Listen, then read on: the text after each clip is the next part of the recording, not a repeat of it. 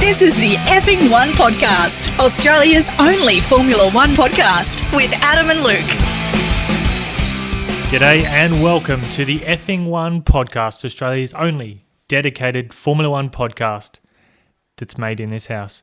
Off the top, a sad weekend for Formula One last weekend and the greater motorsport community, with the loss of Antoine Hubert, which was felt very hard up and down the paddock and around the world. We here at the Effing One podcast would like to pass on our condolences to the Hubert family and his loved ones. Last weekend we lost a promising talent who no doubt would have made his way to Formula One. It's happened again. Adam has called in soft. He's got man flu and is currently going through the hot and cold flushes. He says it's a flu, I say it's menopause.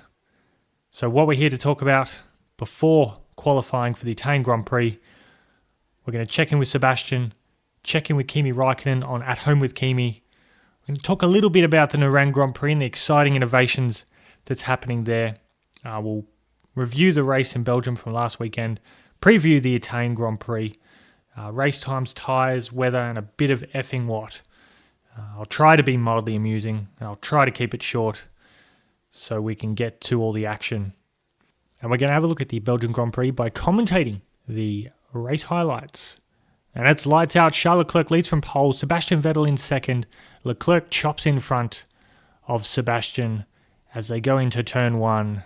Big contact made there from, I think it was Max Verstappen on the inside of Kimi Raikkonen, who made a fantastic start. Daniel Ricciardo gets whacked into as well as the leaders head into a Rouge and Radion up the hill, over the hill. Looks like Lando Norris is in fifth in a great position. Sebastian Vettel gets right behind Lewis Hamilton and goes around the outside of the five-time world champion. And there's yellow flag, sector one. And they're about to cut to Max Verstappen. He's in the wall. Oh, all the Dutch fans are crying into their Belgian waffles as he goes down the inside, goes a little bit too far, unseen by Kimi Raikkonen. Raikkonen gets airborne. Max Verstappen breaks his front, I'm guessing it's his front steering assembly or his front suspension as he goes up Rouge and Radion. He goes straight into the wall. Interesting, he didn't take his hands off the steering wheel. I don't know why most drivers, when they go into a wall that's front on, they take their hands off just to protect breaking of fingers. Safety car is ending lap 4. They're about to go green flag as we start lap 5. Everything stays as is. There's no overtaking until the start-finish straight. And there they go. Charles Leclerc got a nice little gap. Sebastian Vettel locks up and pinches the brake, runs a little bit deep and wide, but he keeps hold of second position. Lewis Hamilton gets right tucked in behind him, but I think just didn't get that gap. And there they go up Radion, up the hill, over the top. Beautiful corner camera there at the bottom of Radion. It's good to have static cameras that show the true speed of Formula One as Bottas brakes, fakes, and does not make the overtake. Typical of Bottas to have a look, to put no one off. We cut to lap 15 and we are on board with Alexander Albon taking down the inside. So Alexander Albon started from the back of the grid due to some engine penalties which carried over from his time at Toro Rosso. And yes, lap 17. Who are we looking at here? Kimi Raikkonen, Sergio Perez. And it looks like Pierre Gasly getting a slipstream 3 wide down the Camel Straight. And, well, Kimi Raikkonen just goes backwards, loses 2 spots. And then we see lap 19 heading to the Orange Army, who are just still crying and letting off orange flares for whatever reason. Oh, it's lap 19, which is a standing ovation in memory of Antoine Hubert, who was number 19 in the Formula 2 paddock. He tragically lost his life the day before. And we're cutting to Vettel and Hamilton. Hamilton right behind him, flicks the DRS open, gets in the slipstream, goes around the outside and makes the move to overtake the Ferrari driver. Interesting, Lewis pitted a little bit later than Sebastian. Sebastian tried to do the undercut. He got ahead of Leclerc, but Leclerc's pace with fresher tyres as Daniel Ricciardo tries to fight off Pierre Gasly, or Kvyat, sorry. And he didn't make that move. Daniel pitted on lap 1 after the heavy contact, and basically he just tried to run the rest of the race on those tyres, which did not last out. But he had some fire, had some duel, and around the outside goes Alexander Albon, a fantastic move, what might become the lick it and send it move. As they go into Pujon, which is a great name for corners. What corner do you like, Pujon? Daniel Ricciardo, Alexander Albon. And we cut to Albon going around the outside, then cuts back underneath, then goes around the outside of the next one. Daniel Ricciardo just struggling for tyre grip as his tyres just fuck off. Lap 41. We cut to, looks like Nico Hülkenberg. He's racing one of the Haas drivers, which is Romain Grosjean, and on, and on, and on. And then a bit of banging wheels between Lance Stroll and Grosjean. No doubt Grosjean would have got straight on the radio to complain to everyone who wasn't listening. Charles Leclerc, lap 44. Lewis Hamilton got within, I think it was a second and a half, 1.2 seconds in that last lap. But Charles Leclerc goes over the start-finish straight to win his first ever Grand Prix. Antonio Giovinazzi crashes into the wall for whatever reason. He was in a strong points-paying position, and he just lost the rear end into Pujon and straight into the wall. Just a momentary lapse. Didn't need to be out there. He had a gap in front, a gap behind, and he just binned it, and he broke the camera. Good work. Charles Leclerc, first victory in the Belgian Grand Prix. Congratulations to him and to anyone else who was still driving. Now, we'll go through the results of the Grand Prix. Charles Leclerc ahead of Lewis Hamilton by just under a second. Bottas, Vettel, who got the fastest lap as well, so he gets an extra point. Alexander Albon in 5th, a great drive from the back of the grid. Sergio Perez in 6th. Daniil Kvyat 7th. Nico Hülkenberg in 8th. Pierre Gasman Gasly in 9th. And Lance, I've got some money, Stroll in 10th. Fastest pit stop of the day was a Williams with a 2.02 second. 4 wheels off, 4 wheels on. And fantastic job by them. And Lando Norris got driver of the day before. He was in a strong 5th position. He had daylight in front and behind him. Did a phenomenal job, but the Renault power unit just didn't give him any power anymore. I think it's a sneaky thing that Renault are doing, just pressing the off button on his engine so that he can't go over the start-finish line to rack up a haul of points. He would have got 10 points in that position. But yeah, he comes home with nil points. Or nil points for those who don't speak French. Lando Norris finished 11th with a DNF with a lap behind. Magnussen, Grosjean, Ricciardo, Russell, Raikkonen, Kubica, Giovinazzi, Sainz and Verstappen all featuring well in this week's Turd Championship. We'll take a look at the Turd Championship. So the Turd Championship is basically, it's like a reverse points position. So it rewards the shittest drivers. So if you finish dead last, like Max Verstappen did in the Belgian Grand Prix, you get negative 25 points. You get 25 points for a win. You get negative 25 points for coming dead last. So the leaderboard doesn't really change. Kubica on negative 167, Grosjean on negative 144, and Russell on negative 124. Max, Sainz, and Giovinazzi on the Turd Championship podium. Congratulations to them. And the next one up is some of our awards. The Green Award, which is all about lowering our carbon footprint. So if you run less fuel, if you do less running, if you're thinking about the environment, if you're just like, you know what, if I just crash my car now, I save a lot of fuel, I don't burn any carbon, we're going to save the planet. And someone who's very forward thinking and thinking about the planet, which rarely happens from this man, but it went to Max Verstappen and Red Bull Racing for crashing out in, I think it was corner 2 or 3 when he crashed straight onto the wall. The early contact with Kimi Raikkonen broke his front steering arm and he went straight into the wall. So for thinking the environment, we thank you, and Max Verstappen gets this weekend's Green Award. Now, the Effing One Podcast Award for making Formula One great again. We're going to give it to Ferrari. Ferrari came in, they hadn't won a race all year, they've come out and Charles Leclerc, the golden child, the golden boy, the chosen one to take Ferrari into the next championship, gets it for this weekend, for taking the reins off Red Bull, for taking the reins off Mercedes, who've been winning races this year, and getting the job done finally. And are they going to do it this weekend in Monza? One of the awards is the Pasta Maldonado Award for dangerous driving, for erratic driving. Now, it could be given to two people. It could be given to Max Verstappen for crashing in to the back of Kimi Raikkonen. It could be given to, I think it was Lance Stroll or Sergio Perez, who crashed into the back of Daniel Ricciardo. But I'm going to give it to the pizza man, Antonio Giovinazzi, for him crashing on the last lap when he was in a strong points-paying position, which he hadn't been in a lot this year.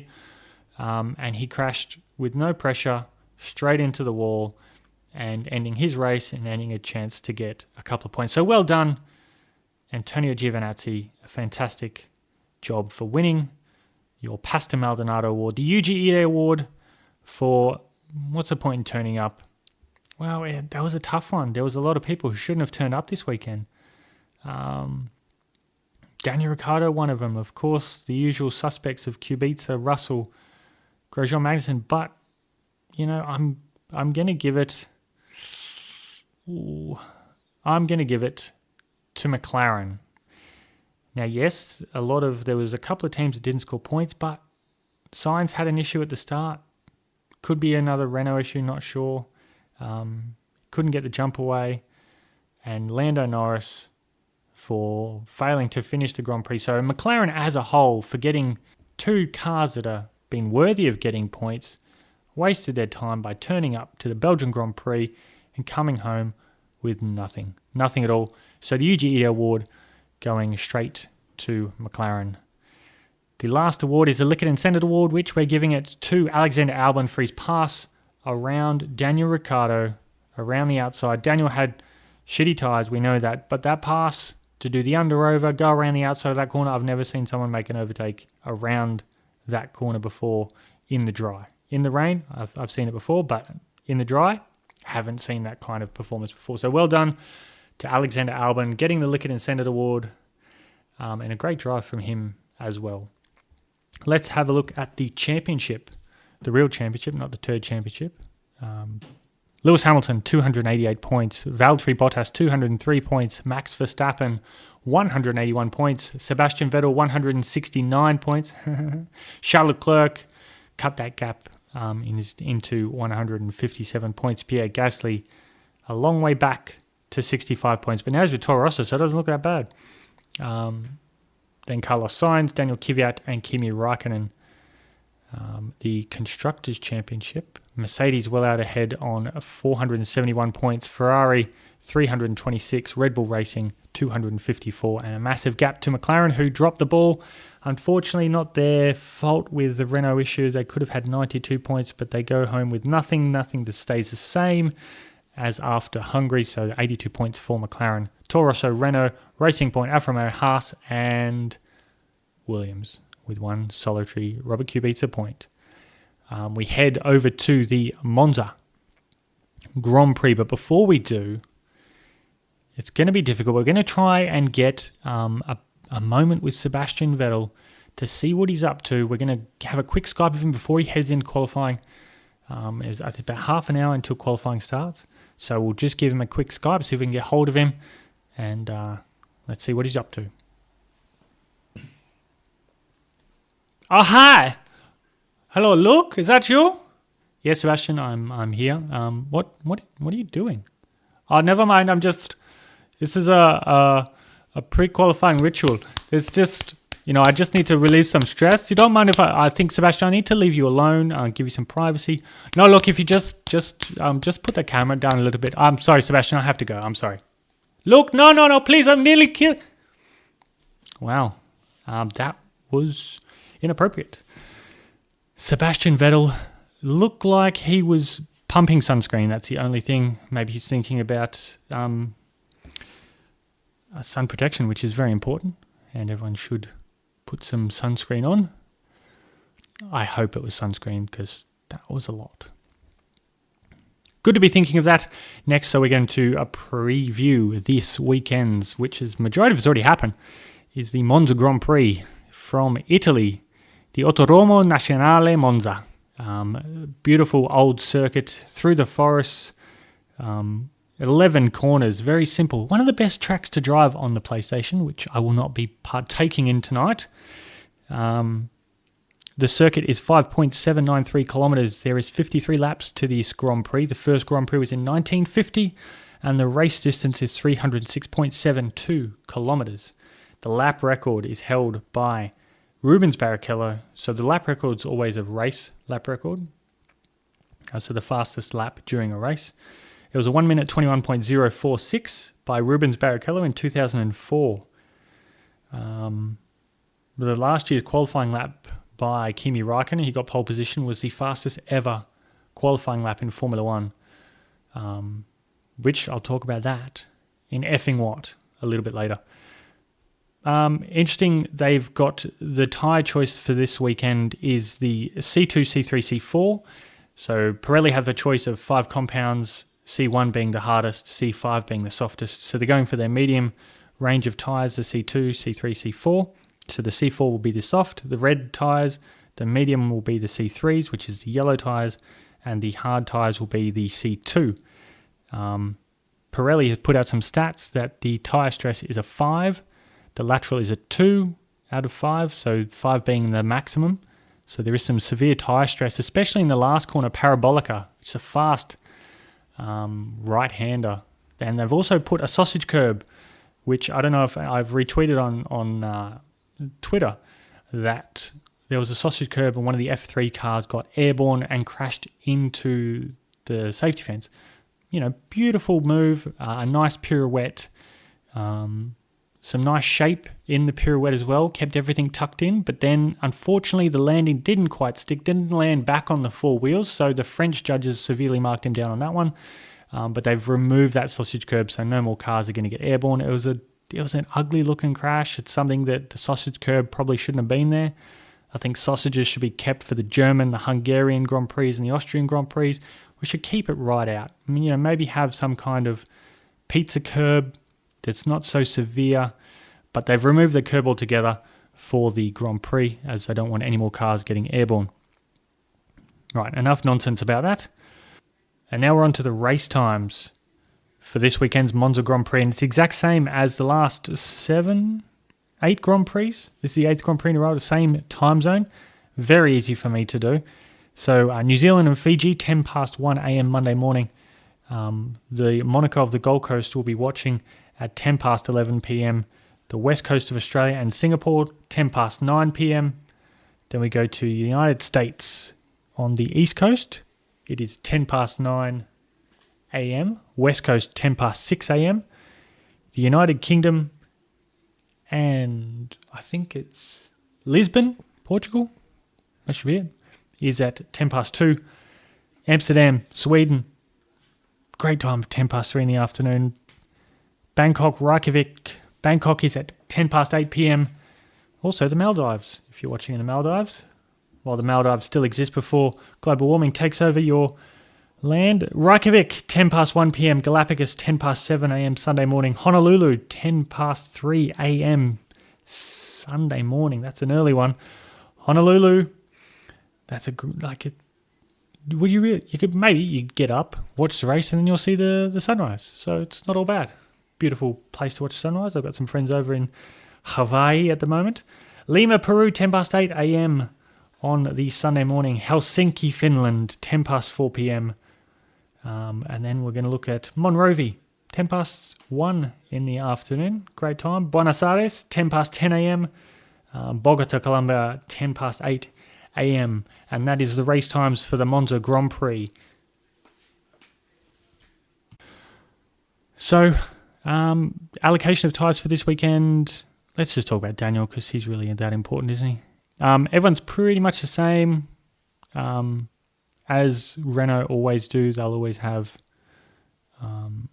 one driver will have one more hard tyre and the other driver will have one more medium tyres. So on the Friday practice, they'll be running both tyres to see what it looks like for the race strategy. So there's nothing really new going there. Kubica has 2 hards and 2 mediums. He's been doing quite well this weekend, in or around. And Renault looks strong this weekend, going by the first few practice sessions.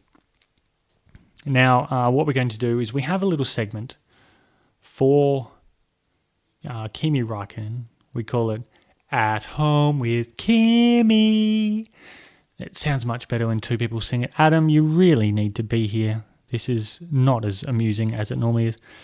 Let's hopefully he's not doing what Sebastian Vettel was. But let's just have a quick peek in to see what Kimi Räikkönen's. I can see him. He's just in his motorhome. We'll open up. We can see through the porthole. Let's just see what he's up to before qualifying.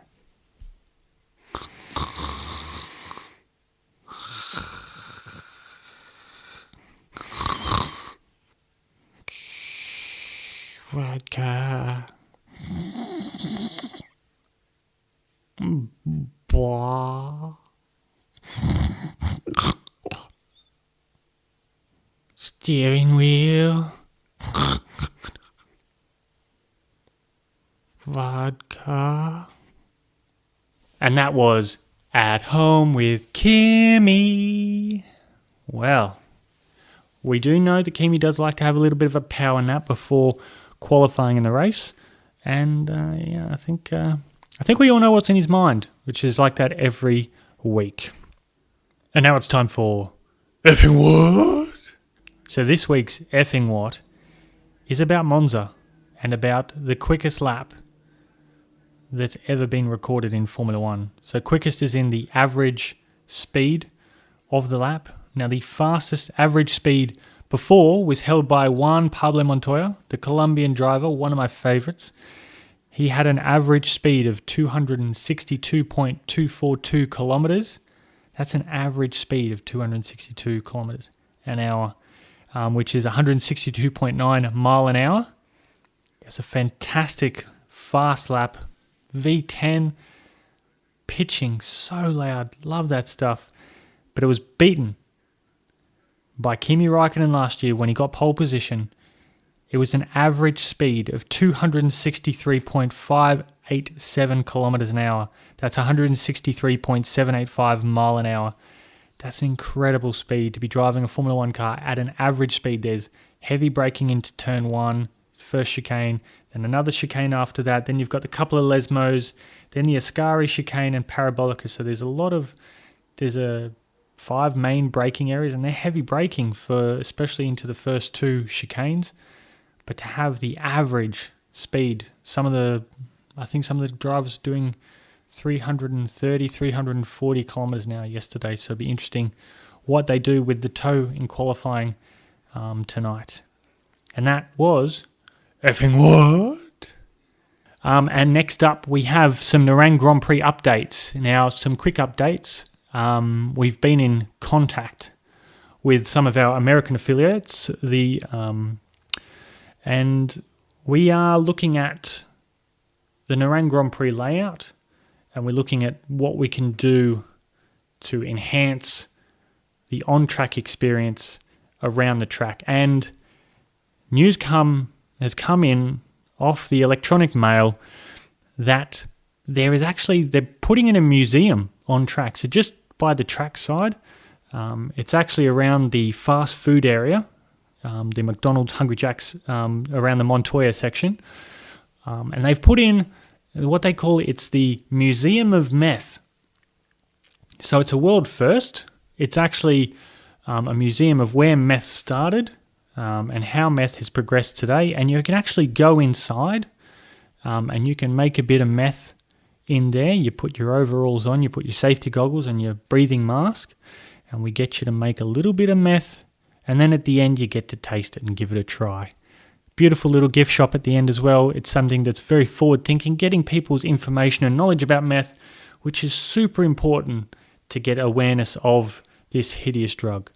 But yeah, by all means, at track, we're going to have the nude section. We've got fast food galore. We've got trackside prostitution, childcare, and now the Museum of Meth, which I think is a great inclusion to the Grand Prix, and it'll make it just that step above the rest, being a little bit different from every other Grand Prix.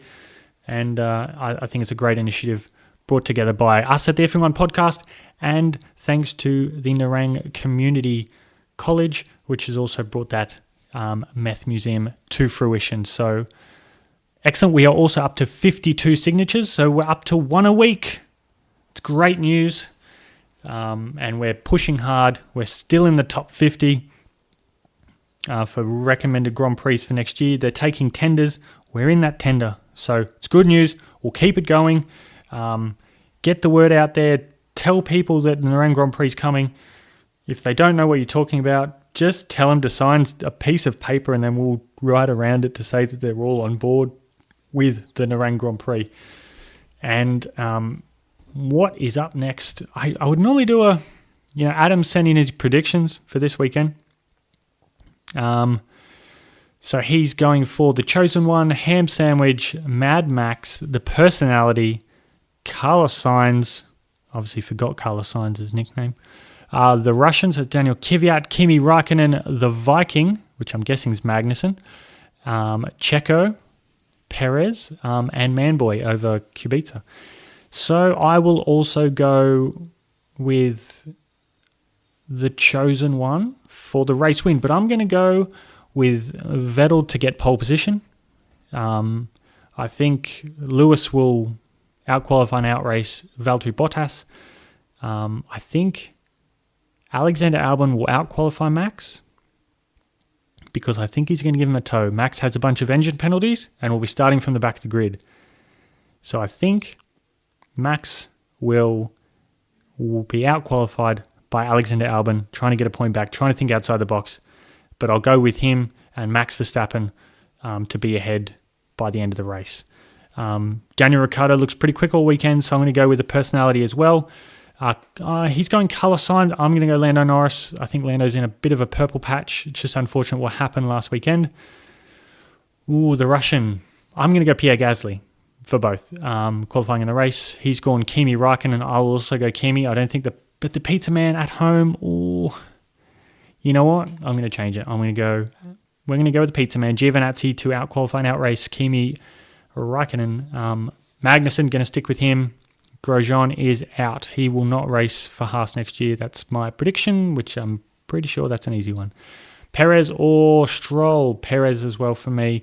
Manboy over Kubica. You know what? I think Manboy is going to have him in qualifying, but Kubica is going to get him in the race. Could be unfortunate, whatever, but I think Kubica is looking pretty good, the one-arm bandit. We would normally do a bit of fuck, marry, kill right about now, but with Adam not here giving me the suggestion, it's really only up to me, so I'm not going to do fuck, marry, kill. We haven't got the qualifying lap, which I would normally do on the PS4, but I've managed to waffle on as long as I can without losing my mind.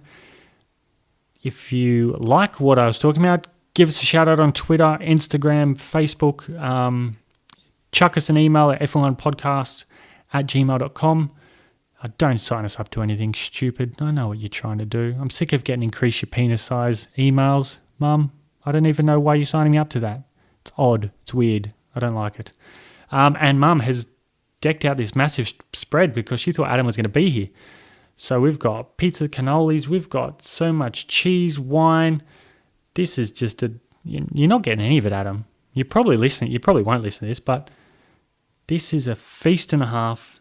And as we know, we are dressed as a local dignitary of the host nation. And I forgot to mention this earlier, but I've been sitting here awkwardly dressed as Leonardo da Vinci.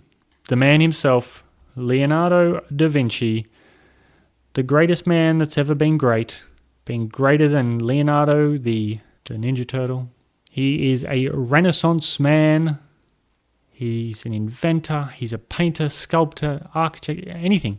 He can do absolutely anything, and that's what I'm dressed as, with my lengthy beard and a little bit of a puffy black hat, which I'm wearing very, very well. And that's what we have for the Effing podcast this weekend. Tune in. We'll have Adam back after the Monza Grand Prix. I hope you enjoy the race. Eat a pizza for me, and I'll see you next time.